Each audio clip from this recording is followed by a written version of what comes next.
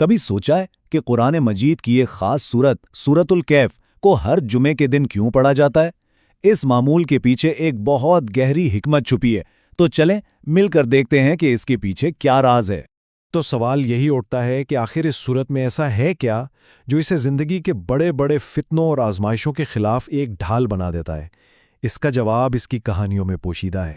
دیکھیں، اس کی اصل طاقت اس کی 4 بہت گہری کہانیوں میں ہے، اور ہر کہانی زندگی کی ایک ایسی بنیادی آزمائش سے نمٹنے کا سبق سکھاتی ہے جس کا سامنا ہم سب کو کسی نہ کسی شکل میں کرنا ہی پڑتا ہے۔ تو یہ ہیں وہ 4 بڑی آزمائشیں: ایمان، دولت، علم اور طاقت، اور ہر کہانی ہمیں بتائے گی کہ ان میں سے کسی ایک فتنے کا سامنا کیسے کرنا ہے۔ تو سب سے پہلے بات کرتے ہیں ایمان کی آزمائش کی، اور اس کے لیے ہم دیکھیں گے اصحاب کہف کی کہانی کو۔ یہ وہ کہانی ہے جو ہمیں سکھاتی ہے کہ جب پوری دنیا ہی آپ کے عقیدے کے خلاف کھڑی ہو جائے تو پھر ثابت قدم کیسے رہا جاتا ہے۔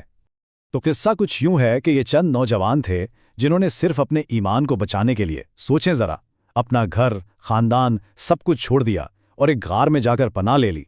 اور ان کا بھروسہ کس پر تھا؟ صرف اللہ پر۔ تو یہاں سے جو سب سے بڑا سبق ملتا ہے نا، وہ یہ ہے کہ ایمان صرف مان لینے کا نام نہیں، بلکہ یہ عمل اور بھروسے کا نام ہے۔ دیکھیں، انہوں نے معاشرے کے دباؤ کو قبول نہیں کیا اور اللہ پر ایسا کامل یقین رکھا کہ ایک غار میں پناہ لے لی جہاں اللہ نے انہیں صدیوں تک محفوظ رکھا۔ اچھا، ایمان کے بعد جو دوسری بڑی آزمائش ہے وہ ہے دولت کی۔ اور سچ پوچھیں تو آج کے دور میں جہاں ہر طرف مادیت پرستی ہے، دکھاوا ہے، یہ ایک ایسی آزمائش ہے جس کا سامنا شاید ہم سبھی کر رہے ہیں۔ یہ کہانی ہے ایک ایسے آدمی کی جس سے اللہ نے، آپ کہہ لیں کہ بے پناہ دولت سے نوازا تھا، لیکن اس نے شکر کرنے کے بجائے تکبر کا راستہ اپنایا۔ وہ یہ سمجھ بیٹھا کہ یہ سب کچھ تو ہمیشہ میرے پاس ہی رہے گا اور مجھے بھلا کون پوچھنے والا ہے۔ تو دیکھیں، یہ کہانی ہمیں ایک بڑی اہم بات یاد دلاتی ہے۔ دولت خود بری چیز نہیں ہے، مسئلہ تب شروع ہوتا ہے جب اس کے ساتھ غرور آ جاتا ہے، جب انسان یہ سوچنے لگتا ہے کہ یہ سب میری اپنی قابلیت کا کمال ہے۔ اصل کامیابی تو شکر گزاری اور عاجزی میں ہے۔ اور قرآن خود اس حقیقت کو کتنے خوبصورت انداز میں بیان کرتا ہے کہ مال اور اولاد تو بس اس دنیا کی زندگی کی سجاوٹ ہے، اصل اور ہمیشہ باقی رہنے والی دولت تو نیک اعمال ہیں جو اللہ کے ہاں اجر اور امید کے لحاظ سے سب سے بہتر ہیں۔ چلیں جی، اب آتے ہیں تیسری آزمائش پر، اور وہ ہے علم کی۔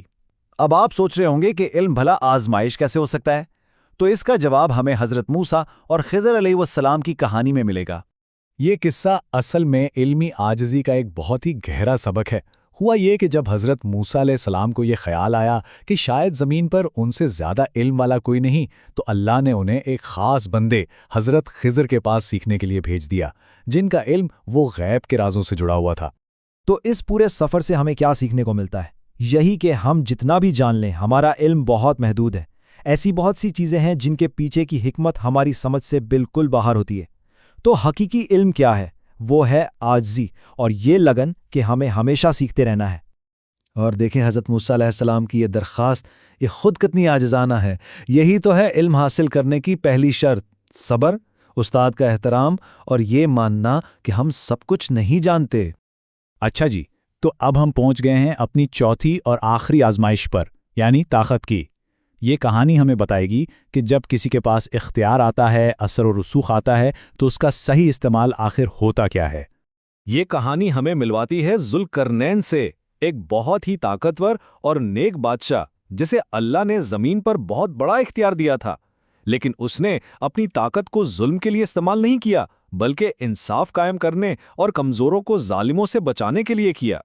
تو ذوالقرنین کی کہانی بالکل صاف صاف بتاتی ہے کہ اصل طاقت کا مقصد اپنی بڑائی دکھانا نہیں، بلکہ دوسروں کی خدمت اور حفاظت کرنا ہے۔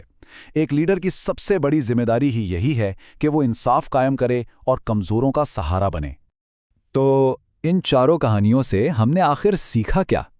چلیں اب ان تمام اسباق کو ایک ساتھ جوڑ کر دیکھتے ہیں کہ یہ سورت ہمیں زندگی کی ان بڑی آزمائشوں سے بچنے کا آخر کیا راستہ دکھاتی ہے۔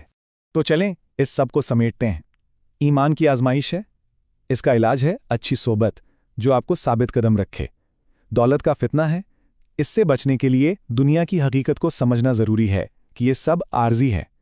علم کی آزمائش کا جواب عاجزی میں ہے، اور طاقت کے فتنے سے بچنے کے لیے خلوص اور انصاف چاہیے۔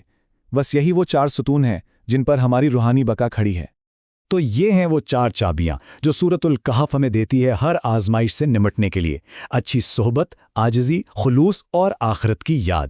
یہ صرف کہانیاں نہیں ہیں، بلکہ یہ وہ عملی اصول ہیں جو زندگی کے ہر موڑ پر ہماری حفاظت کر سکتے ہیں۔